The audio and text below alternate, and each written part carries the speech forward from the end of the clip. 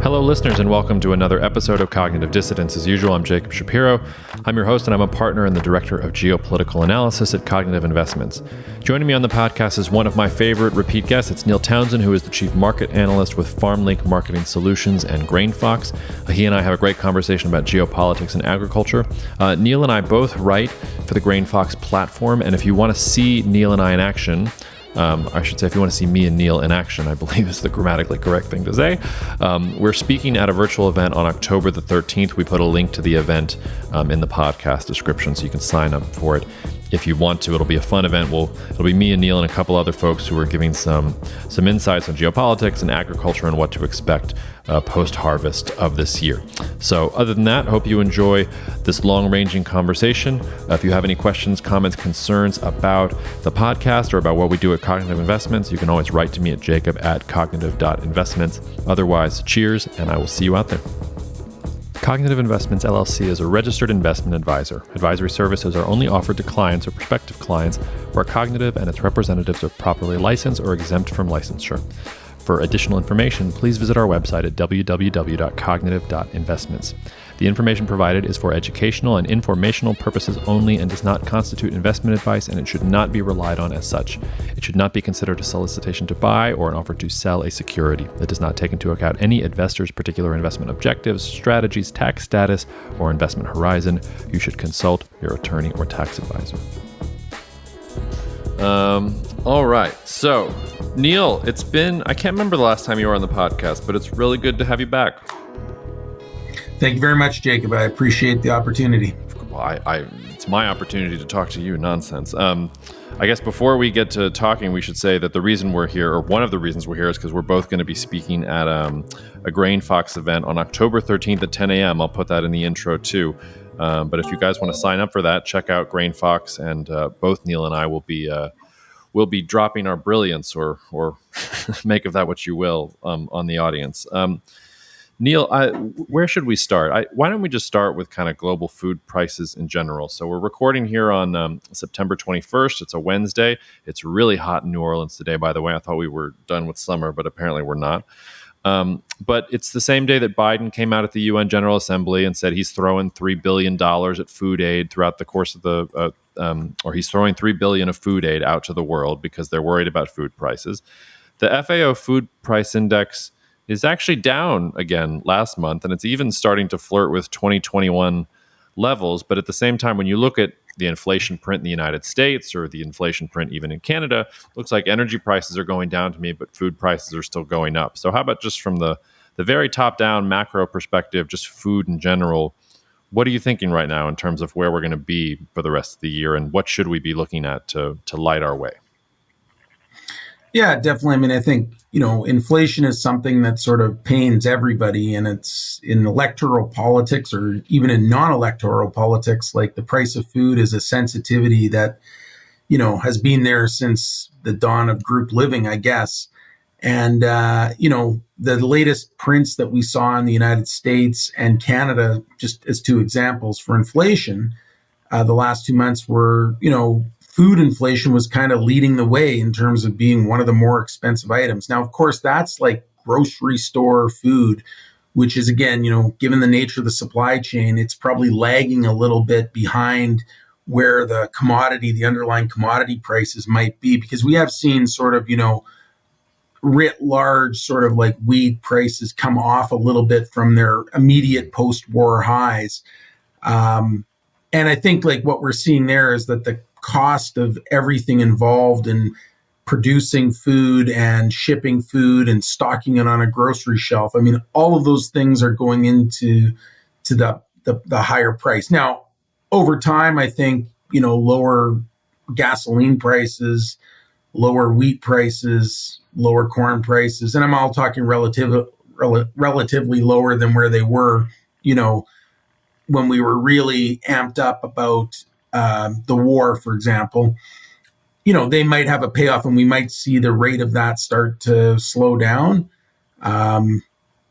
But we don't know exactly when that's going to happen. And you think about a grocery store, and you think about all the SKUs that are in a grocery store, like thousands upon thousands, and sort of like, a Whole Foods type place, or like a retail grocery store as opposed to, like, say, a warehouse one, which tends to have less SKUs and just more of a certain things. But there's just so many manufacturers involved in that, all making independent decisions.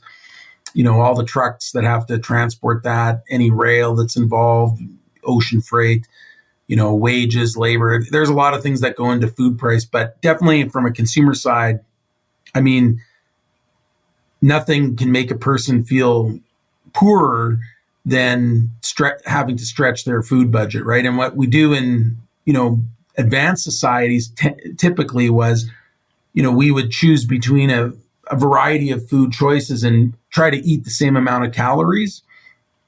Whereas in the developing world, or say the less rich world, people would actually, and when food prices go up faster than wages, they may make a choice to kind of eat less calories, right? What we're hearing now, anecdotally, are people making the same decisions in places like, I've read articles about the UK, about Canada, about the US, about other parts of Europe where, people are, supposedly choosing to spend less money on groceries or buy less food and missing a meal, that kind of thing. And again, going back to the original answer to your question, and long-winded as it is, it's just that, it's such a conspicuous thing to have food affordability be a big issue with a majority of people. And one, sort of economic data point, again, anecdote, but factual, is, the Walmart, when they gave their last results out, said that, their biggest growth segment for their services or products is, families with an income over 100,000. And to me, drawing a line between those two dots are that, the family with the income over 100,000 is being pushed to, go to Walmart because, they're trying to save money on staples and groceries and stuff like that. So I find that very interesting. But again, I think that that's going to be a storyline throughout, the rest of this calendar year and well into the next calendar year.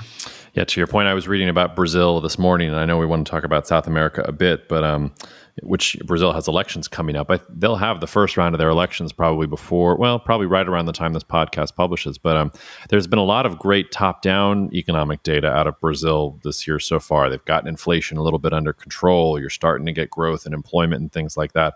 But Bolsonaro's poll numbers aren't doing any better. And I read a really good analysis in a Brazilian paper today about how they said the reason for that is because food prices are going up for the poorest people. And all these handouts that they're doing doesn't mean anything because inflation was already rip-roaring for all this year. So they're actually not buying as much as they want. It's actually the rich or the higher income folks who are coming off the boil there. But so what does it mean for, you sort of mentioned inputs and producers and things like that. It sort of makes sense to me that wheat and corn and sunflower and some of these things have come off the boil from a cost perspective. But the one that I have trouble wrapping my brain around, maybe you can help me a little bit here, is fertilizer, because it seems like Russia and Belarus in particular still not dominate, but still play such a significant role in sort of the global market. And those supplies are still so low generally. And yet even I think fertilizer prices have come off the boil a little bit too. And I don't quite understand that, because for everything that's happened with the Russia-Ukraine war, it seems to me that there's the same dynamics in the fertilizer market. So am I missing something on fertilizer? Are you seeing that folks are using less fertilizer or shifting what crops they're planting as a result of fertilizer costs? How are you thinking about that input? Yeah, I mean, I don't have the complete answer except to say this, that I'd say there are some incongruities in the market. And one of them is probably like, you look at crude oil and underlying energy costs. I mean, they've gone way up, but I would also argue that crude oil seems, priced lower than maybe it should be. And with all the energy costs going up and fertilizer being produced, you would think, again, the cost has to be higher and people still need it. The only thing I can say is that I think, there's been various times where just the macroeconomic unease has been so great that we've seen brief capitulations on prices where, demand, maybe it's a negative inertia where demand is like, I'm not sure if I should buy any. I don't know what's going to happen. And, there's just enough of that to kind of drive the price down for a little bit. And, another factor as well in fertilizer, I think we have to consider this is that, one market that's really, is it the lead or the lag? I mean, I think it tends to be a lead in terms of economic activity, but we've seen ocean freight really come off. And so again, as a factor in the price, I mean, that does have a little bit of something to do with it. But generally speaking, like from a consumer or producer level, like a farmer producer, he's a consumer of fertilizers. We still get a tremendous amount of questions about fertilizer. It's top of their mind. And I don't think people are thinking of using less. And I'm talking about an American farmer, a Canadian farmer, even a Brazilian farmer. I think what they're thinking of mostly is like, what's the timing of buying it, right? And that is, again, like, I mean, it's a difficult question to answer. I just read today that Yara, one of the big producers, is going to, close a plant that they have in Belgium because, of natural gas prices. And, like if we see more of that sort of behavior, then we're probably going to see higher prices yet. And then I guess the other question, and you're probably better suited to answer this than I am, is just like, the war on the battlefield seems to be going quite poorly for Putin. Where he's had some success seems to be in driving the dynamics around, say, the Ukraine food corridor, and also using his leverage over, energy and other, key commodities over everybody else. And again, like, are they gonna continue to, allow access to fertilizer, or are they going to try to limit that as sort of a tactic to bring more, anger about the whole situation into Western countries and question, our support for Ukraine or something like that? Not that I'm saying that's going to have much impact overall, but maybe. Well, I've been struggling with the Russia-Ukraine war because I feel like at every step along the way here, I've gotten Putin's mind wrong. And maybe that's good that I can't inhabit his brain. Maybe that says something good about my character, but it doesn't make me a particularly good analyst. But it seems to me that at every step of the way, he's doing things that geopolitically are against his interests. And the thing about things like when a country like Russia has that commodity leverage that you're talking about, ironically, that leverage is strongest when it's not being used, when you're threatening it. So another good example of this is when China and Japan had their spat over rare earth elements back in 2010, 2011. What was really powerful for China was the threat of blocking those exports to Japan. As soon as they actually moved to block the exports to Japan, all these Japanese companies said, "Oh, we can't trust China going forward. Oh, we're going to throw all of this capex at making sure that we can, de-risk our supply chains and find alternatives from the Chinese market, so that over the next couple of years they decrease their dependence on China, and then China didn't have the lever anymore." And I say that because maybe Putin thinks in his mind, yes, I can pull this lever when it comes to fertilizer or food or things like that. But I mean, you said it yourself. Is that actually diminishing European resolve or Canadian resolve or US resolve? It seems to me it's having the exact opposite effect. This week is the week that he's announcing partial mobilization and these referenda in these eastern regions, and maybe we're going to use nuclear weapons. All of that is floating out there in the Russian media, and it doesn't seem to me that that's going to make anybody in Berlin or Paris or Brussels say, yes, we should reach an accommodation with this guy. To me, it's going to mean the exact opposite, especially if you're going to punish some of these natural gas intensive European companies. So I don't know. I don't know what he's thinking, and I don't know what he thinks his end game is from here, because the more he pulls that chain on food prices and fertilizer and things like that, I think he actually just isolates himself in the grand scheme of things. And I don't know how that works for him. Yeah, and I mean, it's an interesting predicament because, the Russians did pull off, an amazing crop. They grew around about 100 million tons of wheat, something that they haven't really, done, post-Soviet Union times. And normally that would mean 42, 44, 46, maybe even 48 million tons of exports. They've been performing relatively poorly unless, somehow the statistical agencies are missing it. I mean, they're on pace more for like a 32, 34. Yet it doesn't seem to be really a policy-driven reason for them to be behind. Maybe it has something to do with non-Russian owned ships having a little bit of a problem to go there. But that's one potential. I mean, in the grand scheme of things, maybe not like a life or death threat, but that is one threat to the market. Like if that performance does improve, if they start to put out more of that wheat, we could see a dip in the price. But again, I would say where Putin, in my opinion, has been successful in the execution of this war is where he's tried to get the most leverage over the West. And, I think he's done that with this export corridor. He's done that with some of the, inputs that they need. But, it's not quite hearts and minds. Like, I don't think people are really, the battlefield scenes are too graphic and too disturbing to really say, like, what, they're really pretty good guys, or Putin's a good guy because he's, helping us out with food or anything like that. I don't think anybody I've seen has reached that conclusion. And, it still has to unfold. Like in your opinion, we're having this talk here today, October 13th, the webinar that we're going to have. But if we look forward to the end of September, early fall next year, are we still going to be talking about this war? Is that war going to be ongoing? I mean, where do you see that happening, Jacob? Yeah, well, I'll back into answering that question, which is that thing you said about the Russian wheat exporters is interesting, because another one of the things that I've been paying attention to is the Russian state is short on its government budget, and it's been slashing sort of government spending projections by 10% across the board. But one of the things that happened this week that sent the Russian stock market into a tizzy was that Putin was talking about applying some of these taxes that were just for Gazprom on producers of all export commodities. So for fertilizer, other natural gas exporters, oil exporters, and they're talking about taxes of around 30 to 50%, like export duties. I don't know what Russian storage looks like for farmers. I wouldn't imagine they have the most robust ability to store some of those things. But if I'm a Russian farmer and the Russian state is coming for 50% revenue off of what I'm exporting, I can imagine you might want to hold some of it. So maybe that I have no evidence for that, but there's an inference there. In terms of where we're going to be in a month, I'm gonna dance around your question, because if I had said where I thought we were going to be a month ago, I would have been completely wrong. I mean, the trajectory right now is that the Ukrainians are kicking their butts flat out. The Ukrainians are hitting them on two fronts.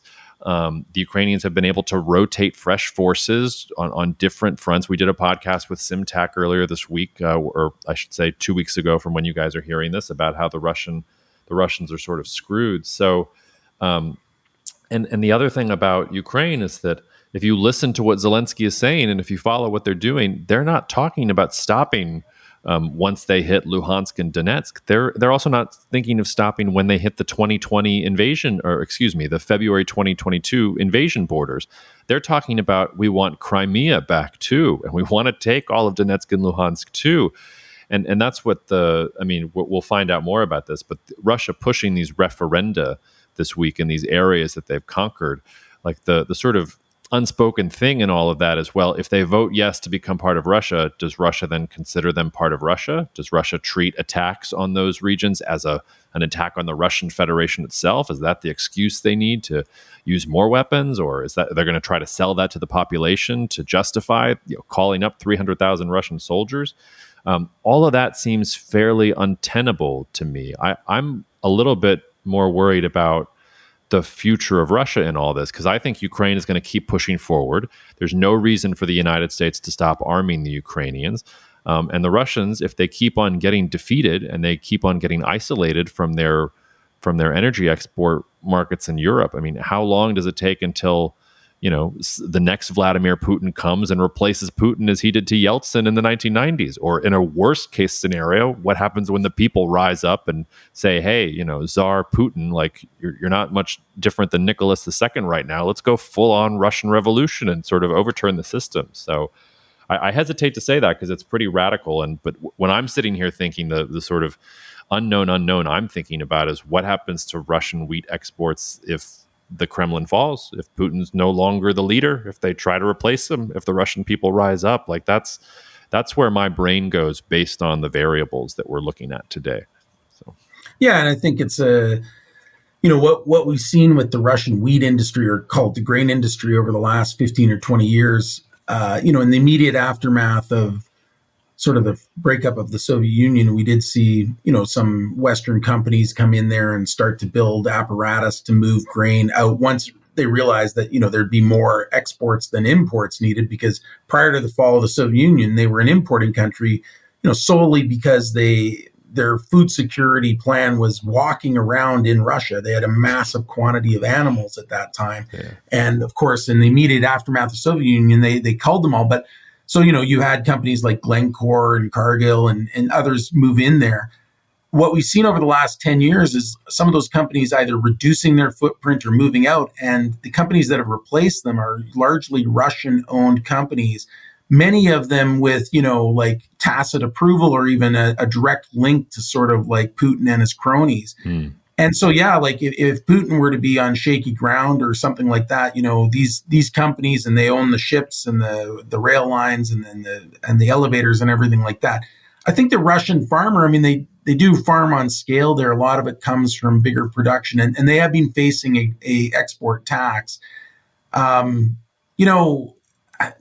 think like it's amazing the universality of farmers around the world. Like, when they face adversity, be it, weather, be it, government. I mean, you think of the people in Argentina, the farmers there, and the governments they've had to put up with, and the attitudes there, be it government policy, be it weather, be it like, disease pressures, reluctant importers or something like that, trade wars, actual wars. I mean, farmers are a very resilient group. Like, what they love to do is they love to plant and they love to produce. And I mean, and that's part of the issue going forward, is that, when you have a sort of sustained period of high prices, a lot of people seem to take, where the prices are as sort of like, well, that's where the price should be, or it should be higher.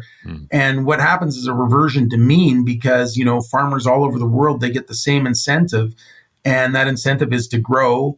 And their first approach when they see pressure on the price side, be it, a return on investment, so taking into account the inputs going up in cost and the outputs maybe not being at the price that they want, their first tactic is to yield their way to sustainability. So to try to increase yield. And that's where, again, when people talk about higher price for fertilizer, like, does that mean they use a lot? Yes. Now, I think outside of a few sort of like, boardroom decision type things where it's, this is how we do it, the farmer tends to be a bit more agile, and he or she does not want to use more fert than they need, more chemical than they need, because those things always cost money, right? That's a big part of the input side. So we're going to see, what they do and how they perform, but they will be trying to maximize production. And the job of the market, in any industry,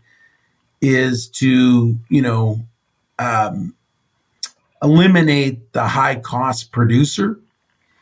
What makes agriculture so interesting is because of the government tentacles all over the world in different aspects of agriculture, the high cost producer is often not knowledgeable of the fact that he or she is the high cost producer. So you do see a lot of people kind of, staying in business, and things are complicated, obviously, by foreign exchange and stuff like that. But you mentioned Brazil, and I think, Brazil is an interesting case because, Bolsonaro, he has, support in a lot of areas, but one concentrated area of support that he has is sort of in the rural communities and the farming communities.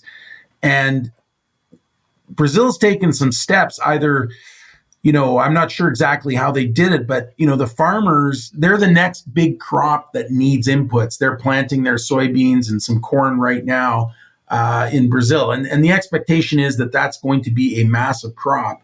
And from all reports, they have adequate supplies of fertilizer and chemicals, ready to go for that crop. And again, as I say, that group of people is, pretty content with Bolsonaro. I guess so. I mean, they may have, which by the way is amazing. I feel like I was reading headlines 6 months ago that the Brazilians were not going to have fertilizer, and that's why Bolsonaro was in Moscow a week or two beforehand, and everybody was worried about Brazilian access to fertilizer. But what about, because I mean, the weather's been really bad in Brazil for 2 years now, and it looks like we're going to get another La Nina season here for a third year. I wonder what you think the cumulative effects are on dry, warmer weather in both the U.S. Southwest and in South America. Because, I mean, the Southern Cone, if you look at the NASA satellite photos, I mean, it's pretty stark, the level of drought they've been dealing with in the last 2 years. And I guess to your point, farmers are resilient. They're still able to yield even in really difficult conditions. But man, I mean, going on year 3 of this, I wonder what you think is going to happen because of this triple dip La Nina, especially in South America. Yeah, I mean, if it does materialize or continue, would probably be the better word. I mean, there will be some scale back in production. I mean, recently I've read a few things. I mean, not being a meteorologist or a weather specialist myself, but I read a few things that say that, there are some indications that might be flipping from a La Nina to an El Nino, sort of around Christmas time. And that would be, fairly ideal. Again, I think the critical weather is ahead of us. And, in Brazil, I would say they need probably, good to slightly above average weather to pull off the big crop that they have. In parts of the U.S., like say Kansas and Texas, I think they need, well above average weather to kind of get back on track. And that's just sort of what's happened over the last couple months. But one thing I always caution people about is like, in the planting sequence, it's very hard to eliminate production then, because the only acre with no potential is the acre that does not get planted. And I think like what we've heard from Brazil over the last, say, week or 10 days is that, people are out there, they're planting. I mean, everybody intends to plant. We haven't heard too many farmers saying, I'm waiting until X amount of rain comes, then I'm going to plant. They're optimistic at this moment. And again, with the state of the foreign exchange, the real, and the price of soybeans, and what happened in the market when the USDA came out with a slightly smaller soybean yield and reduced the acres a little bit and popped the prices on the futures again, there's a lot of incentivization to plant. And what I always say about South America is they don't plant fence to fence. They plant, they've ripped out all the fences. They're planting every available square inch. And if they don't have that square inch, somebody clears a little bit more space for them and they plant a little bit more acres there. Yeah, that's as good a segue as we're going to get into the role of the U.S. dollar in all this. I'll throw a little shade here at financial journalism because I feel like every day for the last couple of weeks it's been U.S. dollar hits 20-year high, and then whatever the headline was of the day. So my favorite was this morning: U.S. dollar hits 20-year high because Putin announces partial mobilization. I'm sure we'll keep going on with that for the next 20 days as well for whatever's in the headlines. But how does that stronger U.S. dollar? Well, I guess two questions. Do you feel like the dollar is anywhere close to peaking? I've sort of got my spidey sense up to maybe we're starting to get to the. I wouldn't say we're quite there yet. I wouldn't stake my reputation on that, but it feels like the dollar is getting pretty long in the tooth. But then also, how does that strong U.S. dollar affect farmers from your perspective? Yeah, I mean, I can't really make a claim to know when or where, it's going to stop. I think one thing I was thinking about earlier is I was thinking like, in recent history, when we had sort of like low inflation rates and low interest rates, when the government wanted to enact a policy, or even if they wanted to sort of, interfere in their exchange rate or something like that. I'm not saying that the U.S. does or anything like that, but, they had the means by which to do it. When you're trying to, cut down on inflation, it's hard to, even like in the realm of agriculture, if you want to do a program to sort of like, smooth out the bumps and make sure that farmers plant and have everything that they do, like by injecting money into the system directly, I mean, that's probably not going to help the, what's happening with inflation, I guess, so to speak. But what I would say is, generally, like a lot of the countries that we're talking about, the farmer, how does he have the impact of a stronger U.S. dollar? Like a stronger U.S. dollar, all things being equal, some Latin ceteris paribus would be that, a stronger U.S. dollar is negatively correlated with commodity prices, meaning commodity prices go down when the dollar rises. Now, there's lots of other factors in there, but whatever. And, from an individual country that's dealing in foreign exchange, that means that the cost of largely denominated imports denominated in U.S. dollars, those cost more in the local currency. So your incentivization to import is less. and you can make more local currency revenue by exporting. So your incentive to export is more. So you take a country like the European Union, which sort of had a rough patch with their corn crop and even, disappointing wheat crop. And you think, oh, all things being, they should be importing. But the farmer and the farm community has actually got the food community, they've got the incentive to sort of export because the euro's, in the toilet, and everything that they want to import, be it durum wheat or corn or barley or whatever. I mean, now it's costing more, again, ceteris paribus, you know what I mean? So that is a sticky thing. But I mean, again, we're never in an equilibrium in foreign exchange. I mean, it's always changing. So when you say it's an expensive or a cheap foreign exchange, I mean, it's only relative to sort of your last few moments or your last few years. And then I think things start to adjust. I mean, will the US dollar permanently be high? Probably not. It's going to go low at some point. But the one thing I don't think is going to happen, because I don't see anything on the horizon to replace it, is it's still going to be, something that people want to hold when they're nervous about, geopolitics, macroeconomics, et cetera, et cetera. So, and I mean, as far as I can see, geopolitics and macroeconomics both look pretty concerning right now. And, I just think I think, Bitcoin didn't replace the US dollar. Let's put it that way. Yeah. I mean, the times in history that a reserve currency has been displaced by some up and comer, it's been cataclysmic events. I mean, it was World War I and it took both World War I and World War II to get the pound sterling to give way to the US dollar. The pound sterling only picks up because of the Napoleonic Wars and because, France completely falls apart in its quest for empire to go from the franc to the sterling. So I think people underestimate the level of dysfunction it takes to get that kind of switch. It's also, to your point, it's the same with reserve currency. It's not like 100% of people were ever just using the dollar. It sort of goes between 60% at a high, 40% at a low, and then all the other ones are kind of in there.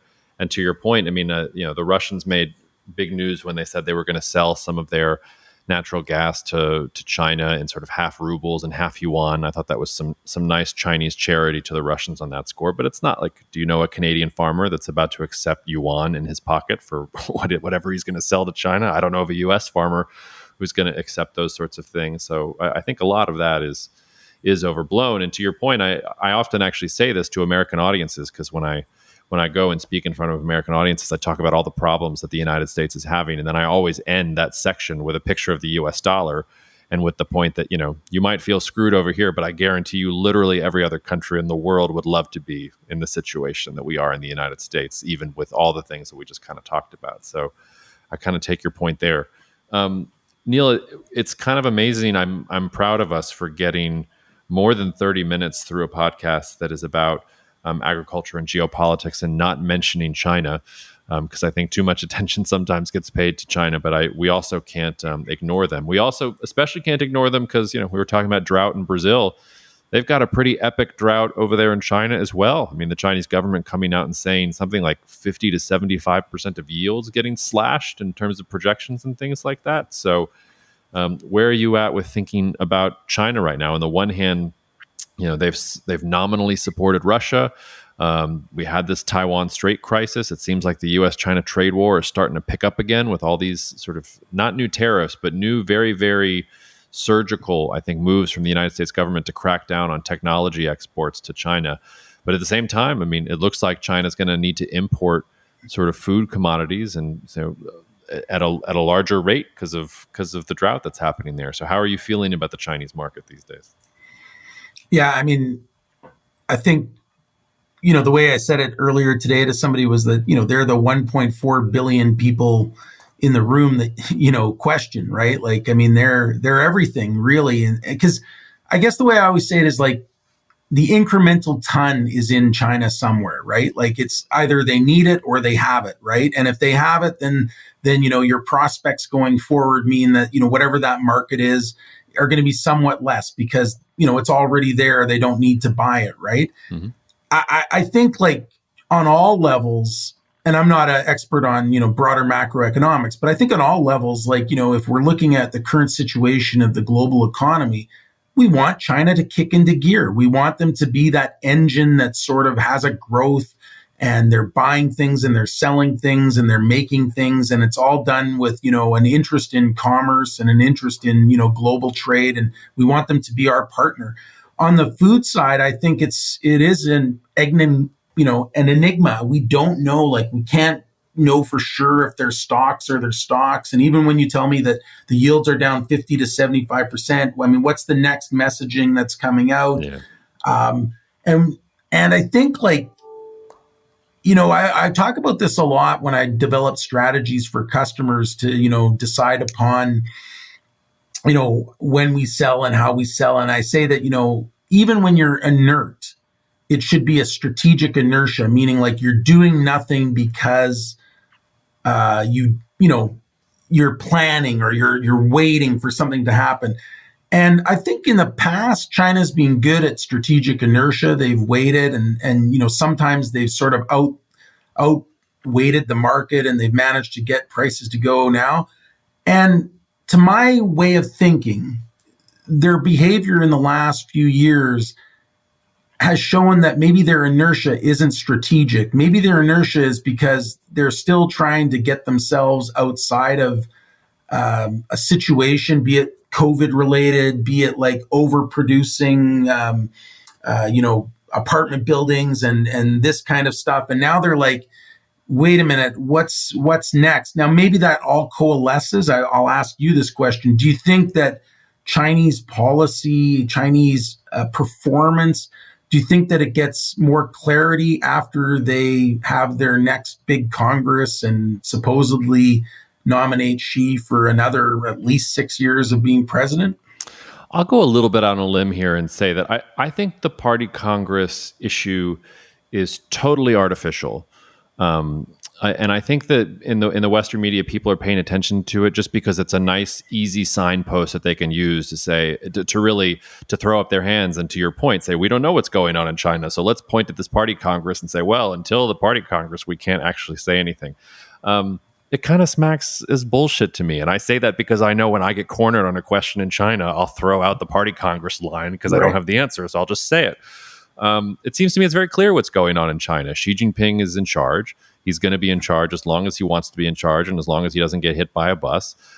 He is rooting out any opposition in the system to him. He's appointing loyalists, throughout all the different cadres. And even with this real estate bubble that we've talked about frequently on this podcast and that Rob and I sort of focus on every week, I mean, part of that is because she wanted to crack down on the property developers. One of the most interesting articles I read this week was about how some of the state-backed property developers who listened to Xi initially are actually doing great because they're getting preferential loans and low interest rates on all the things like that. So in some ways, the story might not be, oh my God, real estate crisis in China. It might be, the Chinese just wiped out these quote unquote private real estate developers because they weren't listening to Xi, and those that did listen to Xi, they're the ones that are going to go along. And there is this interesting trend. It's not just in China of how governments are starting to intervene in some of these problem sectors. It's not just a China thing. We talked about Russia and Gazprom earlier. Germany is nationalizing one of their big energy companies today, Uniper. I mean, it's, when you kind of look around, you're starting to see government intervention in all these different areas. But so to go back to the question that you asked, though, if something happened in the party Congress where she anointed a successor and was going to promise to turn over power in 5 years to him, then I'm wrong, and then I'll stop and I'll sort of reconsider. But I'm pretty sure the party Congress is just a rubber stamp. The more interesting thing to me is how is he doing sort of getting in front of this real estate crisis, and it's really mixed. I mean, some indicators are going well, some indicators are not going well. The Taiwan issue, it's remarkable how much China's come off of the Taiwan issue. I was expecting a much longer, prolonged Taiwan Strait crisis. It really wasn't that prolonged a crisis. They sort of threw a fit for 2 weeks, and that was kind of it. So I don't know. My impression is that the Chinese economy is under some stress, and that she would like to not rock the boat all that much. And the last thing I'll just say is, she has lent some sort of tacit support to Russia in the context of this war in Ukraine. But I think that's starting to flag a little bit too. If you read the Chinese readout from Xi and Putin's meeting in Kazakhstan last week, like it was not nearly as flowery as, say, Xi's readout from the Kazakhstan meeting or some of these other countries in Central Asia, where China is basically just moving in as the Russian influence is moving out. I think one of the underreported stories, I mean, I think it was Reuters had it, but the Chinese are importing more LNG from the Russians, but then they're turning around and exporting the LNG that they get from Australia and other places and selling it on the spot market for a tidy profit back to the Europeans. So it's not like they're just supporting the Russians at all. They're making money off of the Russian decision to kind of go in Ukraine. So I think it's more about, what's going on in the Chinese economy. And I go back and forth. I go back and forth between whether this real estate crisis is really going to kick into gear or whether they're going to be able to sweep it all under the rug like they did with their non-performing loan crisis in the late 90s. I guess that's a good question because, again, turning to our webinar, just a question that more ordinary people have than geopolitical, macroeconomic, or the kind of experts you have, on your excellent podcast. But, if I'm speaking to a farmer and he's looking at the situation and he's saying, like, what is going to turn this market around? Now, earlier you kind of said that you thought maybe we were getting close to the apex of, say, the rise of the US dollar, which could be one indication that, a bit of stability is coming back into the market. But, what are the catalysts that are going to kind of pull us out of where we are right now? That's a good question. I can't tell you that I have great answers, but I mean, and I don't know how you approach farmers when I talk about this, but when I talk to farmers about this, I urge them not to think so much about China. I urge them to make money off of China as long as there is an opportunity to make money off of China. But when you look at sort of wheat imports or corn imports or soybean exports all across the world, especially in the US, Canada, there's a disproportionate focus on the Chinese market. And that's because it's easy. There's 1.4 or however 1.2, there's however many billion of them sitting there. And it's an easy market to sell to. And that's what we're kind of used to for the past 30 years. But look around at the rest of the world. There's plenty of opportunities. Let's talk about Indonesia, or let's talk about parts of Southeast Asia, the Middle East, North Africa. They're importing hand over fist. Pakistan and India, they're not reliable because one year they'll have a great crop and then one year they'll have a crappy crop. So you can't just sort of pencil it in that I'm going to export this much to this country at this time every single year. But yeah, I'm dancing around your question. What are some of the things that could add some more stability, kind of to geopolitics in the market? As long as the Russia-Ukraine war is going on, as long as we're talking about, is Europe going to be in an energy crisis, or China and the United States going to be at odds because they're on opposite sides of the Russia-Ukraine conflict, I don't know that you can have a stable global environment where a war of that magnitude is taking place.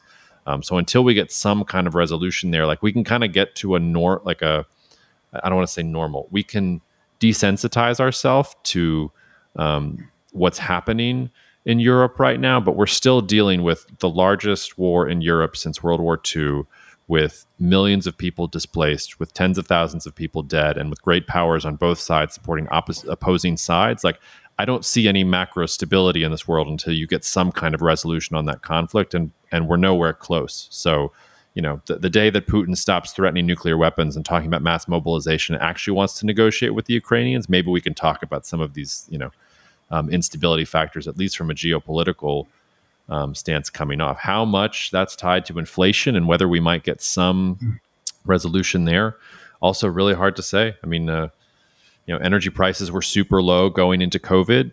They've kind of roared back. I do think that by the middle of the decade, end of the decade, energy is probably going to be deflationary again. But that's also until we get more renewable capacity coming online and we figure out a little bit how to get ourselves out of this pickle from underinvestment in the hydrocarbons. That's another thing sort of driving uncertainty there too. So I don't feel good about things resolving here in the next year or two. Do you see anything on the horizon that makes you think we'll get some clarity? I guess one thing we haven't talked about, we don't, a great unknown in the agricultural sphere is just, weather. And I mean, it's hard to pinpoint, a weather versus climate, but I think, like, with the incentivization the way it's been over the last couple of years, where we've seen these relatively high prices, and then the farmer reaction to even when the prices start to decline is to yield your way to freedom. I'd say, like, one thing that could offer, it's not the kind of stability farmers probably want, but one thing that could offer a bit more stability would be, just general success for farmers around the world. And that starts with the Brazilian Argentine crop, which we've talked about a bit. But I mean, if they do pull off sort of, I think the number's around about 200 million tons collectively for soybeans. If we're sitting here in May and that's sort of what they look like they got, that probably will be something that stabilizes grains and oilseeds markets, meaning, like, we're going to, and again, it'll be lower, but it will just be like, we have a big supply there that gives some assurance that if somebody wants to import some, they're going to be able to import some. Now, the corollary to that is the demand side. And, the demand side is still probably in a recovery phase from what happened with COVID and what happened with, prices spiking and all of that uncertainty. And, there was some demand destruction, how much demand destruction, what's going to happen and all that kind of thing. I think the demand side is inexplicable, very tied in with the broader macroeconomic and even to an extent geopolitical situation, because we always say people need to eat, but we never say what they need to eat and how much they need to eat, right? And again, I think that one thing we've seen in the last little while is, which never materialized from the war starting, was an urgency of people saying, like, I better lock down supply. And I think it was a negative inertia. I think people didn't lock down a supply because they were just like, I don't know what to do. But in the end, it was probably the right tactic, because there's going to end up being enough supply. I mean, despite what the UN sort of says, and I don't know if they've done a good job or a bad job. That's one question I have for you, is like, how has the UN performed in this, like, in the war situation? I mean, today they were out kind of saying, like, we need cheaper fertilizer prices, but I don't see the level of urgency where somebody who might have been food insecure prior to the war in Russia, in Ukraine and Russia, are they actually, are there more people who are food insecure? Maybe, but they never solved the problem of the first guy. So how are they going to solve the problem of the second guy? And how do you think the UN and these different organizations, FAO, have performed in this area? I mean, I don't want to shit on the UN, so I won't spend too much time. Please, come on. No, I don't want to spend too much dwelling. I don't want to spend too much time dwelling on the fact that no one listens to them or pays any attention or cares. They become a vehicle for, like, other countries' political interests. So, I mean, if Russia decides they want to cut off fertilizer exports, like, they'll start getting the UN to dance, maybe not necessarily to the tune that they called, but certainly to at least a version of it, or to a cover of it. But I think the thing that these international organizations have struggled with the most are, these international organizations are designed for a world that is supposed to be moving more and more towards free trade and more towards globalization, and where the United States is the top dog and is sort of securing everything, and everybody sort of has the same interest. And that's not what's happening anymore. And I think that's another thing that it's difficult for farmers to deal with. And it's difficult when I talk to farmers to express this, because for so long, the way that farmers make their money is to export abroad. And that's just not how things are going right now, because certain countries are raising up protectionist controls whenever it sort of suits them. So if we just think about the last month, I mean, India decided to slap, export restrictions on rice. Then you see, in response to that, Vietnamese and Thai farmers are saying, well, we want a minimum price for our rice that we're going to export, so that's going to go up. On the GrainFox platform, I talked about, and Rob and I talked about this on the podcast I can't remember if that's weeks or months. My sense of space and time is completely obliterated since having a kid. But the price of cacao, and how even in the Ivory Coast and places like Ghana, the farmers are saying, well, we don't want to sell this stuff unless the government is going to guarantee us sort of a minimum price, because we can't actually make money if we're going to continue to sell to the lowest common denominator and the lowest price. So if you have a world where that's happening, the sort of medicine that the FAO and the UN is going to prescribe is not really going to work, because they're prescribing medicine in a world where you don't have protectionism and where people are trying to get rid of protectionism, not the opposite. And so I think we have to think, or at least I think farmers need to think in terms of make some more money off of your what's the right word? Think a little more regional, think a little more local. Not everything can be export abroad to sort of make up for it. If you're having to pay higher price for inputs and things like that, you need to get more from what you're selling. And maybe that means sell to the local fancy restaurant that people are going to go into credit card debt to take themselves out and their spouse to on a dinner date. I mean, like, I don't know if that's actually viable on a macro scale, but it seems to me if we're moving away from globalization as sort of the modus vivendi of the global economy, and if organizations like the FAO and the UN, people are listening to them even less than they did before, which was not a whole lot, that export sort of system starts to break a little bit, especially if you're the farmer. But maybe I'm overstretching there. Well, I think you're raising actually an incredible point there, and congratulations on becoming a father as well. That's monumental. But I'm just trying to follow in your footsteps over here. There's a lot of there's a lot of concern about the wrong things, obviously everywhere on earth. Like, people get agitated by things that really they shouldn't be agitated by, and I think about the dear Canadian farmers, and a certain percentage of them, a large percentage of them, they were very, very upset. Trudeau is persona non grata. They are not a fan of his at all. And they were very upset about sort of, this perception that the Dutch farmers were going to be removed access to fertilizers and that was going to come to Canada. What I would be much more concerned with if I were a farmer, and where I'd want my checkoff money to go, is as much as Canada or any one country can sort of like promote globalism. And I know everybody hates the World Economic Forum or whatever, but the silos and the farms and the trucks and the railroad systems and the highways that we have in Western Canada and a lot of those in North Dakota and places like that as well are built on the back of international trade and market access. And to think that we're going down a pathway where market access could be more limited because of these different things, I mean, that is going to have the largest, most negative impact on the profitability and the land prices and everything that you do as a farmer in sort of the Western Canadian jurisdiction and our friends in the Northern Plains.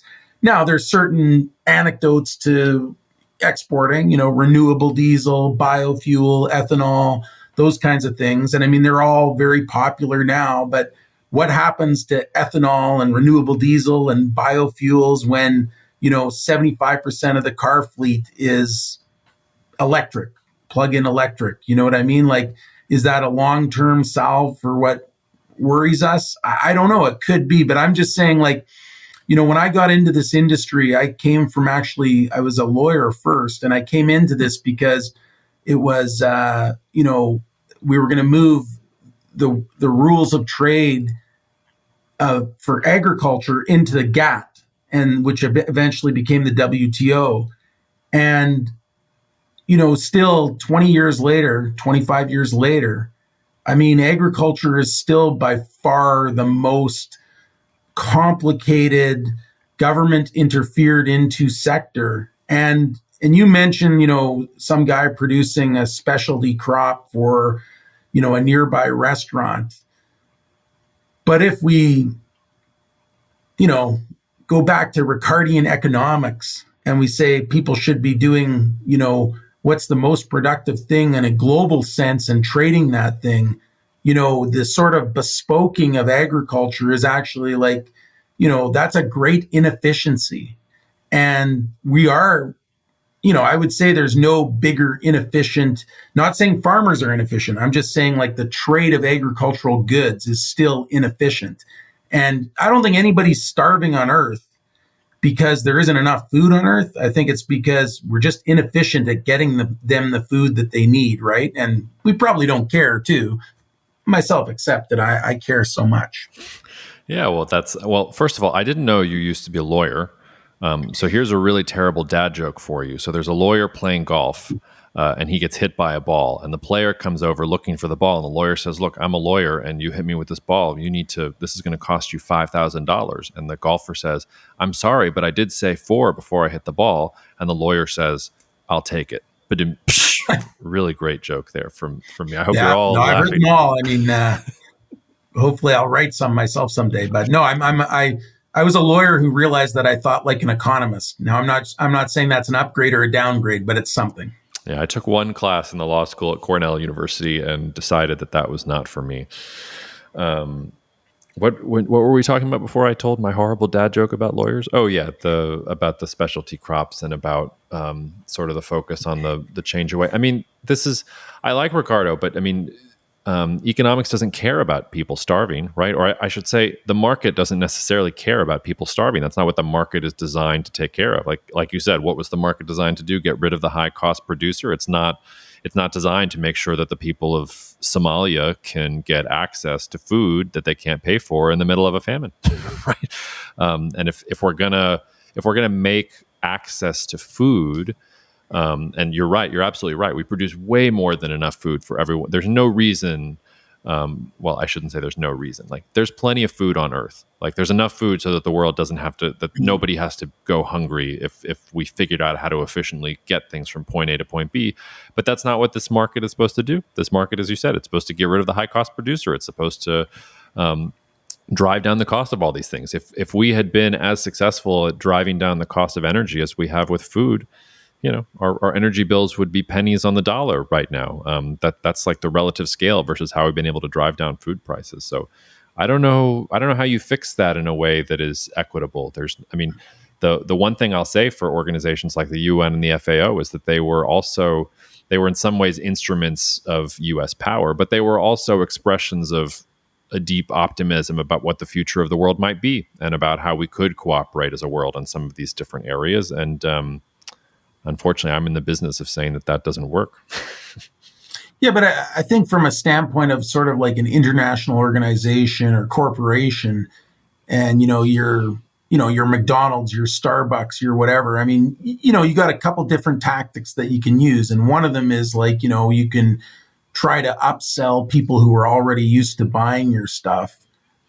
Or the other one is, and I would think that the corporate leaders of the world, we want world income to go up.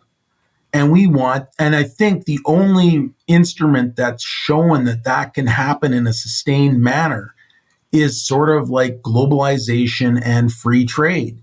Because, once you go to a place, and, I've been to a lot of countries and come back, had the fortunate thing to come back, several years later. Now, some people would decry this as like, oh, a crime against humanity, whatever. But, like the shopping mall or the food court or whatever. And, like there are a lot of, even if it's not exactly KFC, there's a product sort of like KFC, and in fact, a lot of times it is KFC or it is McDonald's or it is Starbucks. And I'm just saying that, like, I think like, we focus a lot on sort of like, a guy with a bowl, and it's like, sort of like a Dickensian thing. And they're like, oh, I don't have any food. I want some porridge. And I think like, what I've observed in my travels around the world is, and for better or worse, I mean, I'm a heavier guy and I've seen more heavier people because they're eating these processed Western foods or whatever.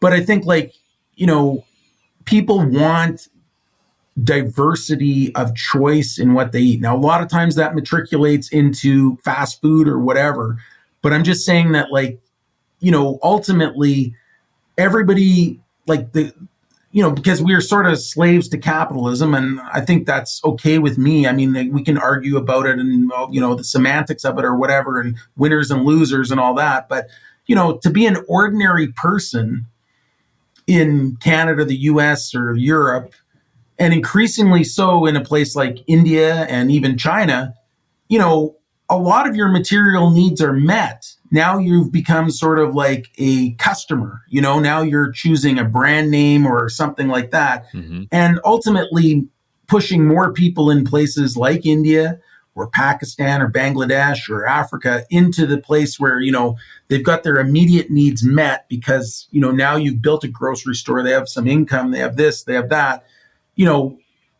I think it should stabilize the world, and it should be somewhat beneficial, bearing in mind that, the instability that might be created by everybody trying to live the same lifestyle on the climate, or, climate change. That would be sort of the existential question, shall we say. But I'm a big proponent of free trade.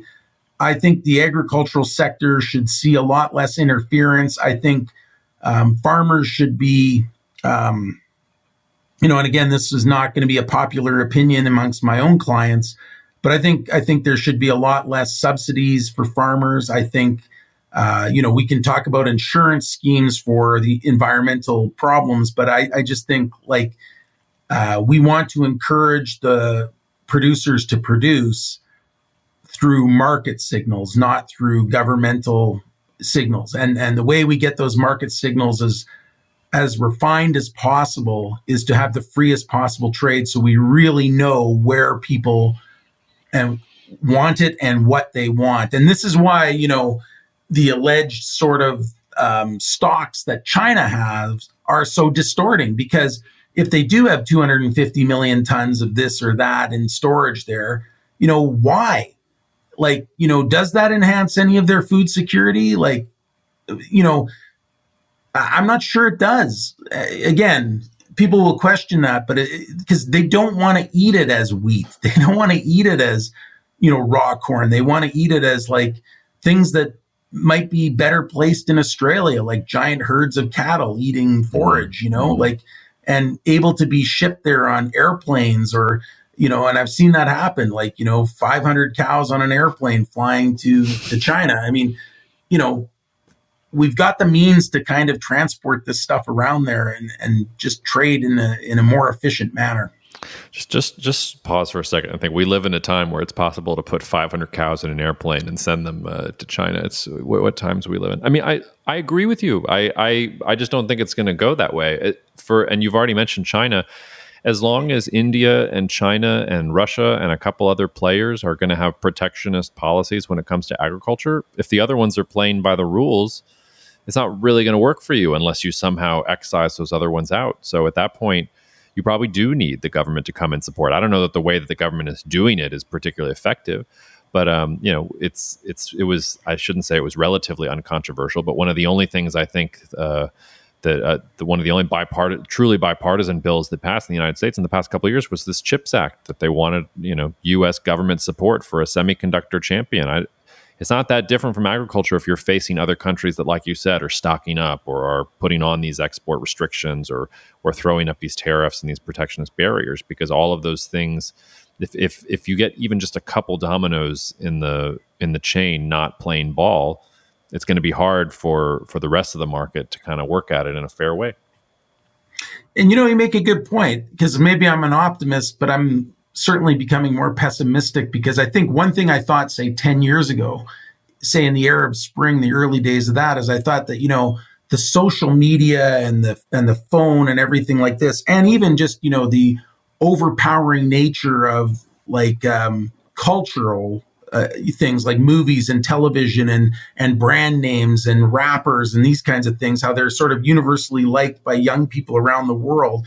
And I kind of thought that, young people around the world they were moving towards a oneness, shall we say, where, they all were sort of interested in the same stuff, kind of being their own person in that. And I guess in the last 10 years, I mean, compared to, sort of electoral politics in the US and Canada and even in Europe, I mean, you'd say that probably even there's many more divisions now coming in. We haven't seen that oneness develop. We've seen more of a stringency, and maybe that's going to happen around the world and prevent us from getting to that area where, and that, again, somebody who wanted to argue with me would say, well, that's capitalism. It's going to be competition, and it's going to be survival of the fittest. And, people are not going to sing Kumbaya and collaborate. They're going to try to outmuscle and and if the playing field is tilted in one direction, like, Facebook has an advantage, then they're going to try and tilt it back so that Facebook doesn't have an advantage, and it's, TikTok or something else. You know what I mean? And yeah, it's interesting, because I just think, like, I look at sort of a longer term solution to even out the spikes and the peaks and the valleys of being a farmer. And I think like that answer is somewhere in a freer trade with less government interference in the marketplace. And you have convinced me that that will not happen. So we can dream. I mean, or we can be real. It could happen one day. I mean, the problem with that scenario is that, COVID should have been the thing that did that. We all should have gotten together on the same page when it came to COVID. And there was a part of me that thought, wow, this is like, the world is like, this disease is terrible, but this might be the thing that actually gets people to look past their geopolitical blinders and actually work with each other, because the virus didn't care whether we were American or Chinese or Russian or Ukrainian or this, that, or the other thing. It killed us all the same. And instead, COVID became a vehicle for geopolitical competition. So if we can't all get on the same page about sort of that kind of issue, getting on the same page about as contentious an issue as trade seems hard. The flip side, though, is that climate change is many magnitudes greater as a challenge overall than is COVID-19. So is there a scenario in which climate change becomes so cataclysmic that countries are forced to work together because we're thinking about survival and not necessarily about sort of these fears that drive geopolitical competition? Maybe aliens will actually invade, we'll get Independence Day, the movie, in real life, and all these different countries and farmers will come together and revolt against our alien overlords. But I think it's going to take that kind of external threat, or we're going to go through one of these, competitive cycles where one country emerges dominant at the end and gets to write the rules that everybody is willing to follow. Those are the scenarios in where you get that kind of everybody pulling in the same direction. And unfortunately, there's nothing in the world right now that suggests to me we're going that route, as much as I dislike to say it. So. Yeah, and I would concur with that. I mean, I think cooperative models are probably the best models in terms of, advancing the most amount of people. But again, I agree with your take on COVID and on the climate change, which I think should be something like, farmers are sort of, not all farmers, but a subset of farmers are sort of, they're in denial because they feel that the policy around agriculture is going to be negatively impacted by climate change. But I would say that hasn't been decided yet. It could be a really net gain for many farmers because, they control the land. And I mean, if there's something that they can do, like monetizing carbon and stuff like that, I mean, potentially they could end up being somewhat winners on that by adopting certain practices. And many of those practices are already in place. But again, the mindset isn't there to see it as a broad enough mindset isn't there to see it as a potential, good or something like that. But I mean, we've sort of strayed off maybe where we were going, which is part of the beauty of your podcast. But I would want to say, like, just in the immediate future, like what are the key challenges you see just even in the next 3 months for sort of where we're going right now? Like, I think that's something the farmers ask me all the time too. And I was saying, like, I want to ask somebody who really has their pulse on what's happening. Yeah. I'm also not a weatherman, so I can't say anything about that. And by the way, aliens, if you're listening out there, maybe send us like your second-rate invasion force, like one that's not so strong that you would conquer us, but one strong enough to put us all on the same page. If you can hear this, we would appreciate it. I mean, the boring answer to me is it comes down to European energy prices and what's going to happen in the European winter. So I spent most of today, for example, doing research trying to figure out what 2 degrees lower centigrade would mean in terms of natural gas consumption, European Union countries, and which countries are going to be best sort of suited to deal with that. I think it really, for me, the biggest issue over the next 3 months is how far can Ukraine push and how resilient can the European Union be in the face of what Russia's doing.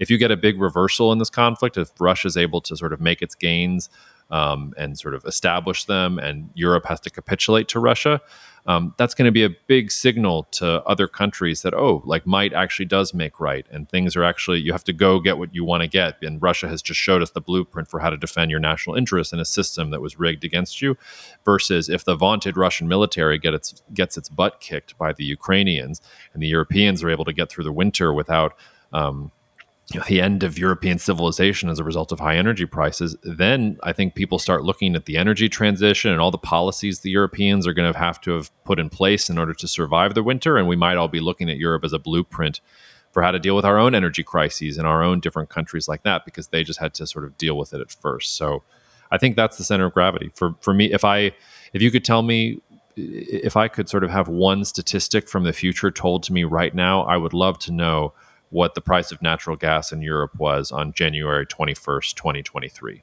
Like if I could have one piece of information about the next couple of months, like that's the piece of information that I would choose to have, because I think that'll tell you kind of what's going on in the world and where we're going from both a macro perspective and a geopolitical perspective. What's the answer for you? Well, I mean, I think the war is a big one. I mean, I think, if the war were to end in such a way that there was a pathway for Russia to be back in the community of nations fully. Again, I'm not saying that's likely, but I'm saying if that were to happen, I think then, many of the commodities that I deal with would kind of ratchet down in price, and that would really take, the tempest out of the teapot, so to speak. And again, I did like your answer because, you started it by saying a message to the aliens. And again, I don't want to, I'm just going to say, like there's a joke about anal probing somewhere in there, but I won't make it. But just say like, I'm not a good candidate. Anyways, and that's just like, I fear aliens, because that seems to be one of their pastimes. But anyways, the other thing I would say is that,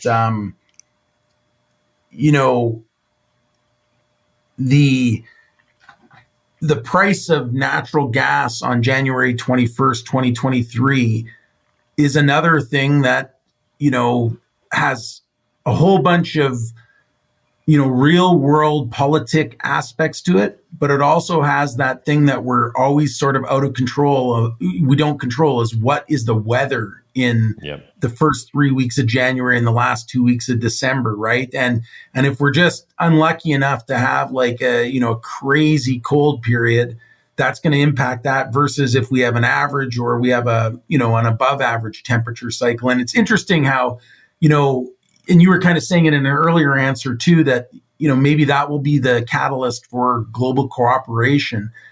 And, when you talk about movies like Independence Day or, the others in those genres by the same director, like, there was one where there was a giant ice cap or, that came down. I can't remember the name of that one, The Day After Tomorrow or something like that. Well, we definitely have to shout out Mars Attacks, which is the greatest of this genre. Mars Attacks was fantastic. A lot of times those kind of unfolded with, nobody saw what was happening. What scares me about sort of like global climate change is that, like we see what's happening and we still don't have sort of the cooperative ability. And I mean, again, like, it's hard to look at like Pakistan and say, okay, they had the floods because of, climate change, like likely for sure. But, if you just look and, and I don't want to debate this or anything, but you look at like, the number of illegal immigrants showing up at the U.S. border, despite the fact that, I don't think the U.S. is shrouded in glory, say over the last 3 or 4 years, as looking like the world's most inviting place and all of that. And I've seen a lot of work done on like, one of the reasons migrants are moving that direction. This is the early stages of, where they're living is the economy is being hampered by climate conditions. Mm-hmm. Yeah. Well, Neil, on that note, I think we should probably put a pin in it. But I hope you'll come. Maybe we'll have you back on January 21st, 2023. Was that about anal probing again when you said put a pin in it? Because I'm not, I had that happen to me once, and it wasn't a good experience out in the wilds of Manitoba. So, look, the sequel to Mars Attacks is, of course, going to be Uranus Attacks. So we'll all tune in for that. I'll always be more of a Saturn man myself. So, there you go. Well, Neil, it's always good to talk to you, man. And if you're lucky enough to see us in action in a month's time, you can check us out again, October 13th. GrainFox. We'll put some details in the description, but I'm sure Neil will be back in the meantime. So. Neil, talk to you soon, man. Cheers. Thank you very much, Jacob. Thank you so much for listening to the Cognitive Dissidents podcast, brought to you by Cognitive Investments. If you are interested in learning more about cognitive investments, you can check us out online at cognitive.investments. That's cognitive.investments. You can also write to me directly if you want at jacob@cognitive.investments. Cheers, and we'll see you out there. The views expressed in this commentary are subject to change based on market and other conditions. This podcast may contain certain statements that may be deemed forward-looking statements. Please note that any such statements are not guarantees of any future performance, and actual results or developments may differ materially from those projected. Any projections, market outlooks, or estimates are based upon certain assumptions and should not be construed as indicative of actual events that will occur.